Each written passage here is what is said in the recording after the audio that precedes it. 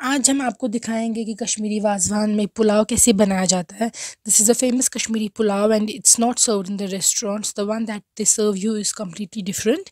तो जो वाज़वान में सर्व किया जाता है ये वही वाला पुलाव है एंड ये स्वीट होता है। Hello everyone, welcome back to our channel Kashmir Food Fusion. Click on the subscribe button here to subscribe to our channel and press the bell icon button to remain updated.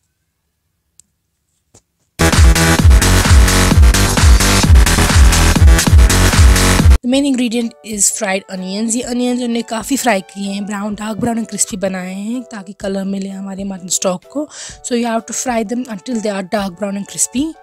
अब इन्होंने इस waza में mutton stock लिया है और उसमें डाला है approximately 250 grams of fennel seeds या बादियान की seeds and about 30 to 40 black cardamom या बड़ी इलायची. These are the ingredients for 3 kg of basmati rice. If you want to check for less quantity then you can check our description box. Description box में आपको लिखा गया है नीचे आपको अगर कम राइस के लिए चाहिए तो कितना डालना है. सॉल्ट भी इसी स्टेज पे ऐड करना है आपको और अब आपको वेट करना है जब तक ना मटन स्टॉक में इनके फ्लेवर्स आए. तो है यू कैन सी जो हमने इंग्रेडिएंट्स डाले थे वो इसमें बॉयल हो रहे हैं. अब इनने इसमें ये फ्राइड अनियंस डाल दिए हैं. Now you will see that the colour of the mutton stock will change. जो इस पुलाव का कलर होता है that is solely because of the fried onions. यहाँ पे आप देख सकते हैं कि ये कलर चेंज हो गया है क्योंकि अनियंस ने अपना कलर और फ्लेवर डाल दिया है मटन स्टॉक में.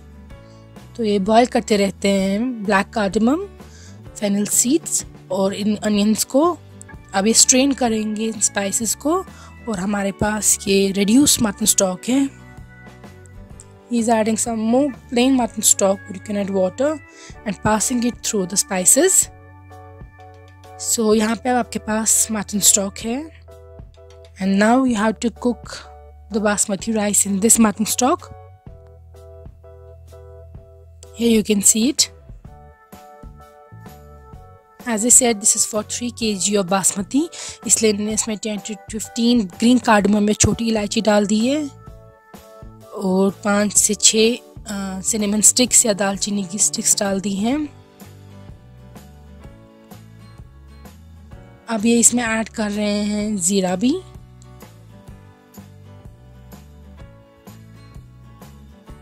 और सॉल्ट भी. This is the last stage. You can add the salt and adjust it क्योंकि इसके बाद अगर आप ऐड करेंगे तो लगेगा कि आपने राइस के ऊपर स्प्रिंकल किया है. सो add your salt accordingly.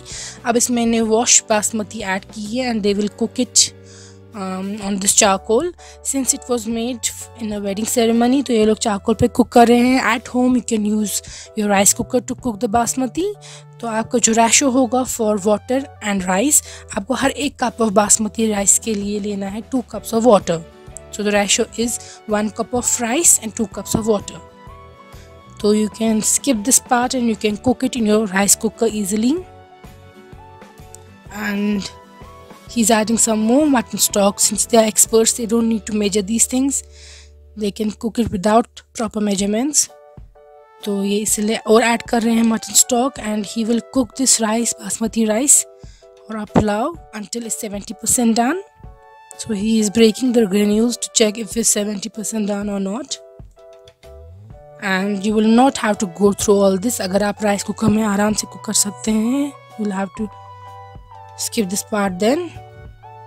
And like I said, ये जो सारे ingredients मैंने आपको दिखाए हैं, this is for 3 kg of rice. उतना आप obviously घर पे कुक नहीं करेंगे. So if you want to check कि कम बासमती के लिए कितने ingredients यूज़ करने हैं, हमने description box में नीचे लिख दिया है. Please go through that and see it. क्योंकि मैंने यहाँ पे आपको raw footage दिखाई है. तो this was made for a ceremony and they have used larger quantity of rice and greater spices.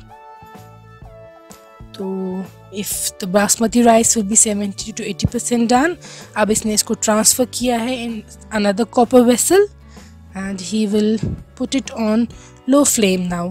अब इसको चारकोल पर रखेंगे लोग. इसकी फ्लेम थोड़ी कम होगी for about 20 minutes ताकि ये आप कुक होता रहे. So this is the sim part. और यूजुअली बर्नर पे हम लोग कुक करते हैं जो हम सिम पे रखते हैं. This is that part. तो ये दम पे इसको रख देंगे and He will cook it for about 20 minutes and then check if it's done. तो जब ये डन होगा then they add the dry fruits.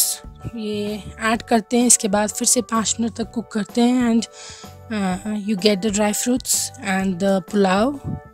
So here you can see the Kashmiri pulao is ready and it's best when we eat it hot.